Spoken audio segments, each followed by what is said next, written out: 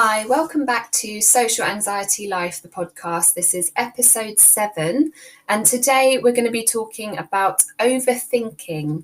Now, we've had a lot of contributions in the Facebook group, lots of input and people talking about their anxiety, which has been amazing. And a lot of people have mentioned overthinking as one of the main symptoms. Actually, 85% of people in a recent poll said they experience overthinking regularly. So we're going to talk about that today. And to start us off, we're going to think about how much overthinking contributes to our social anxiety. So I'll start us off. I know that my social anxiety, a big part of it is overthinking. I think we've talked about this a little bit before, but when there are social events coming up, I have a lot of thoughts going through my head, a lot of worries, and there's a lot of things that I tend to imagine could happen, and that really increases my anxiety. What do you think, Simon? I think overthinking contributes a lot to the intensity of my social anxiety.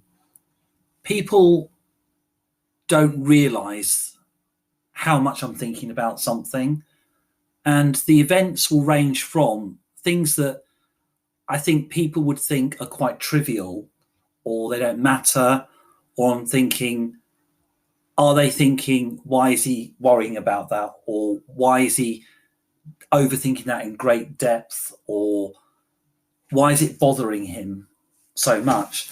It's a bit like the iceberg, the autism iceberg, where you've got above the sea, you can visibly see things, but beneath the water, where the other part of the iceberg is, there's things that are happening and people don't know at all.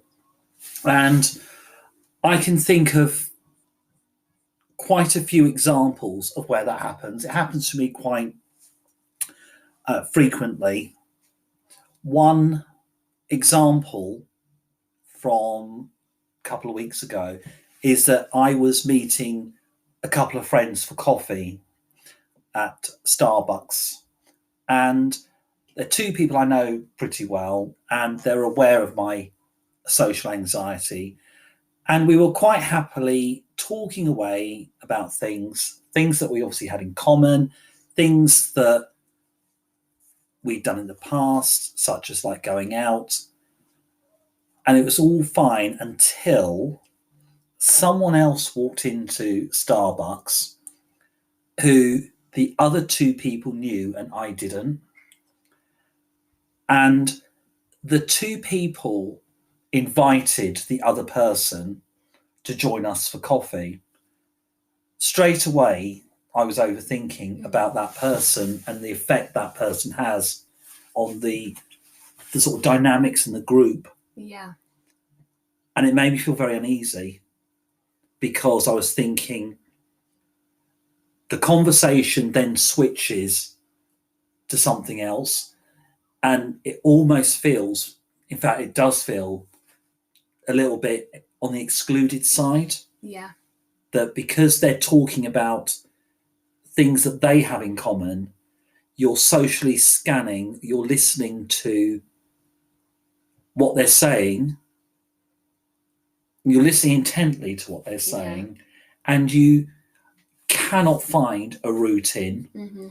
So then the overthinking kicks in because I think that they think he's rude or he's just quiet and he doesn't know what to say. Mm-hmm. He has nothing to contribute, when actually I'm listening, and I find it interesting what they're saying. Yeah. But because I don't know enough, or I feel as though when I then decide on that point that to jump in or to contribute, I feel as though I'm going to make a fool of myself. Yeah. Does that happen with you? Yeah, definitely. I know when I've had to go to social events and things like that before, I've definitely had a lot of overthinking before I've gone. And a lot of the time, that phrase, what if, is something that comes into my head a lot. What if I get left on my own? what if, very similar to what you were saying, what if I have nothing to say? What if I can't get into the conversation? What if I'm in a group of people and they're all talking about something that I know nothing about? And it's a lot of that, just overthinking about coming across unfriendly or coming across really quiet, or people thinking that I'm awkward because I'm just standing there not saying much. So I've definitely experienced very similar thoughts and feelings to what you've just said. Going back to the example of the coffee shop, Yeah. I think I want people to realise how much it affects me. Mm-hmm. Because when you're overthinking and you have those thoughts going around in your head about what other people are thinking about you or other people's reactions to you, it manifests itself. Sometimes it manifests itself physically with me. Yeah. And sometimes it manifests itself in maybe non-verbal ways. Sometimes I get very upset. I can get upset sometimes, not in front of the people because I don't want to show that. Yeah. Sometimes when I need to go to the toilet, that's when I go to the toilet, then I wash my hands and I just take a moment and think, I don't want to be here. Yeah. I don't want to be here. I'd rather be somewhere else.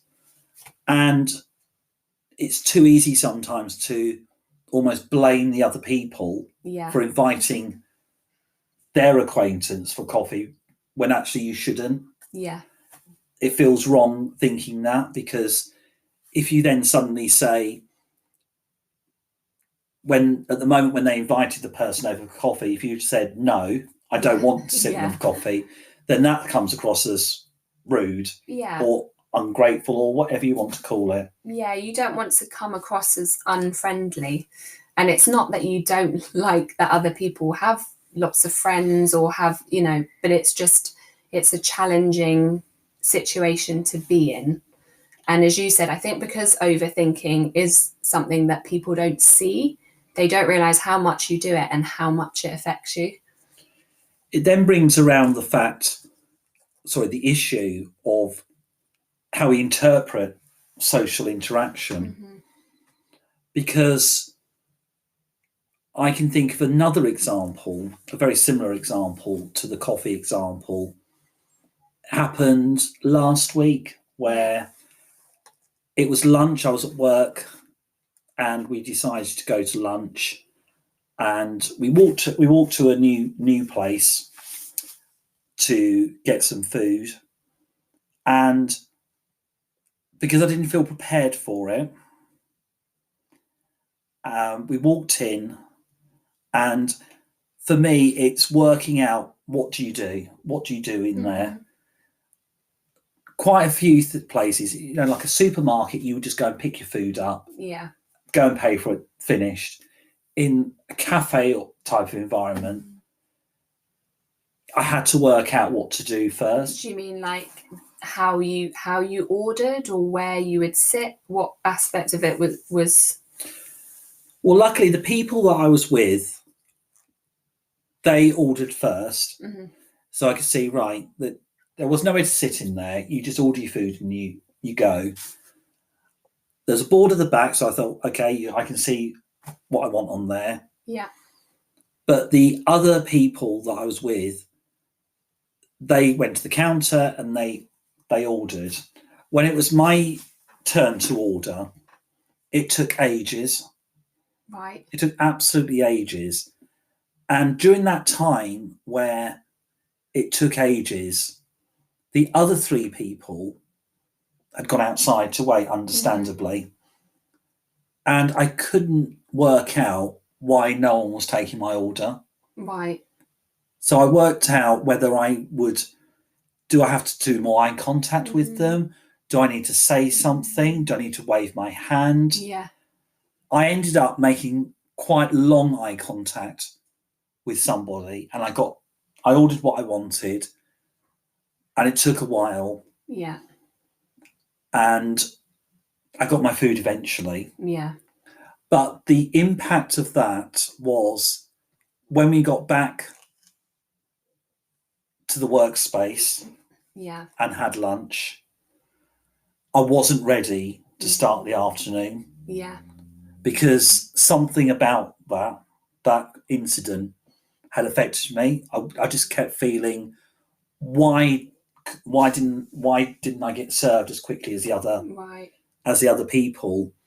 And my strategy for dealing with that would be, in fact, it was, luckily this workspace has easy access to the garden, so I just took myself out. Yeah. And that's an agreed thing, where if it's known by one particular person knows that if I need a break, then I need a break, then I just go. I don't need to justify it to anybody. I walked out and just sort of wandered around in the garden for a little bit. But one of the things I take from that is it's social rules and the image that you feel about yourself, how you feel about yourself. Yeah. I didn't feel very good at all. Yeah.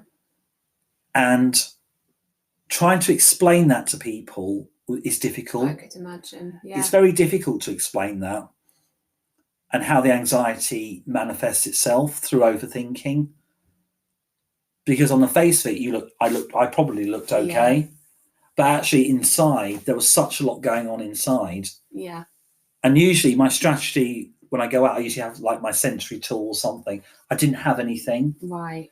So what I had to do is I had my lanyard on and I was sort of fiddling with the lanyard, which didn't feel very nice at all.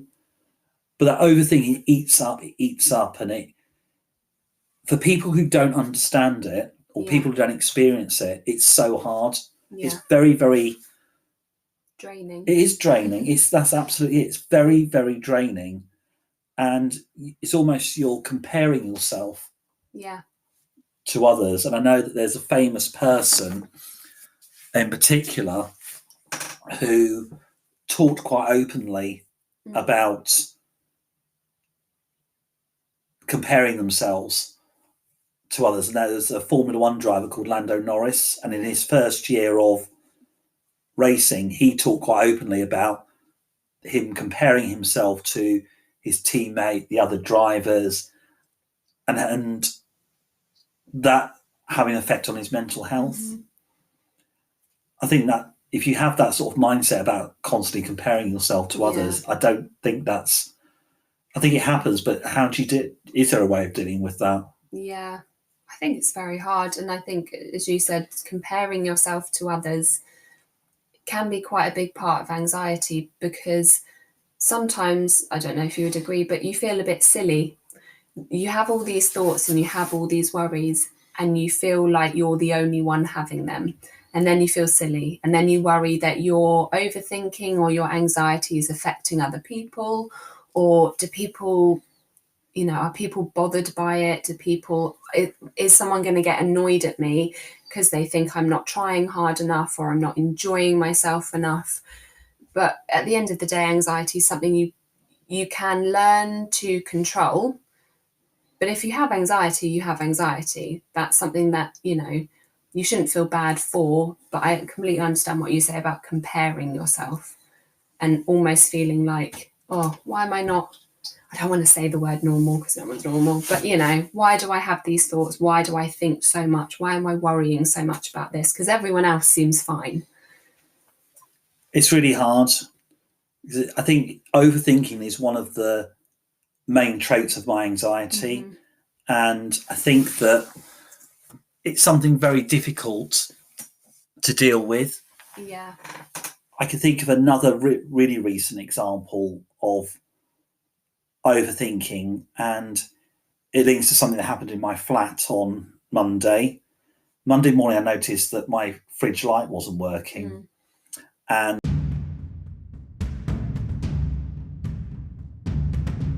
such a cliffhanger to end on there. Tune in for the next episode of Social Anxiety Life as we delve into the unexpected turn of events surrounding Simon's fridge.